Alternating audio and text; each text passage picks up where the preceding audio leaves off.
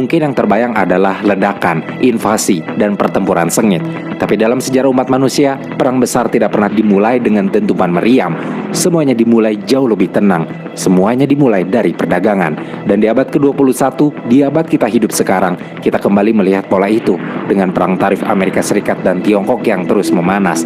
Dan dari ketegangan itu kita perlu bertanya dengan serius, apakah sejarah sedang bersiap untuk terulang? Dan dalam kesempatan video kali ini, kita akan coba menyelaminya, mencoba memahaminya. Kenapa semua perang besar dimulai dari perang dagang?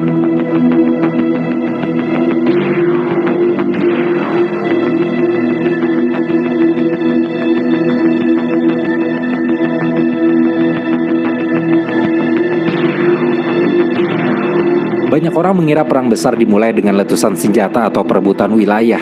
Namun sejarah berkali-kali menunjukkan bahwa sebelum suara meriam menggema, yang terdengar lebih dulu adalah suara dari tarif dan embargo ekonomi, dari blokade Athena atas negara-negara Megara yang memicu perang Peloponnesos hingga kebijakan proteksionis Smoot-Hawley yang mempercepat depresi besar dan menjadi pendahulu Perang Dunia Kedua. Ekonomi seringkali menjadi medan pertama benturan kepentingan antar kekuasaan. Di abad ke-21, pola itu berulang. Kali ini panggungnya adalah hubungan dagang antara dua kekuatan global, Amerika dan Tiongkok. Ketika dunia perlahan pulih dari gelombang krisis finansial 2008, banyak yang mengira bahwa globalisasi telah menjadi satu jalan tanpa balik. Barang-barang melintasi lautan dalam hitungan hari. Teknologi melaju lebih cepat daripada regulasi negara manapun, dan interkoneksi ekonomi tampak tidak terbendung. Namun di balik permukaan yang seolah harmonis itu, perlahan membentuk arus balik yang kuat. Arus yang pada akhirnya menjebol tembok diplomasi dan mengawali babak baru dalam bentuk perang dagang. Dan salah satu titik ledaknya adalah hubungan antara Amerika dan Tiongkok.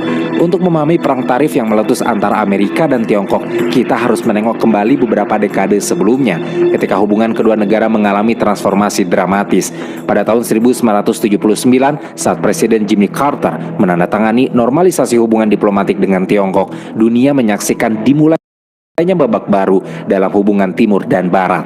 Kala itu Amerika memandang Tiongkok sebagai pasar potensial yang hampir tidak terbatas, dan pada saat yang sama Tiongkok melihat Amerika sebagai kunci untuk keluar dari keterbelakangan teknologi akibat revolusi kebudayaan yang menghancurkan negaranya.